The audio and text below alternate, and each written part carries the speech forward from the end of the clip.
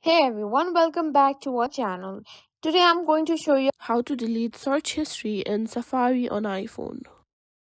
In today's quick tutorial, I'll show you how to delete your search history in Safari on your iPhone, whether you want to clear your browsing data for privacy reasons or just to free up space. I've got you covered, so let's get started. First, unlock your iPhone and go to the Settings app. Scroll down and simply tap on Apps and simply tap on Safari. Now, scroll down until you see Clear History and Website Data. Once you find it, simply tap on it. Now a pop-up will asking you the time frame from when you want to delete the history and website data. You can choose from last hour, today and yesterday, or all history. Simply choose whichever you prefer. And that's it. You've successfully cleared your search history in Safari on your iPhone.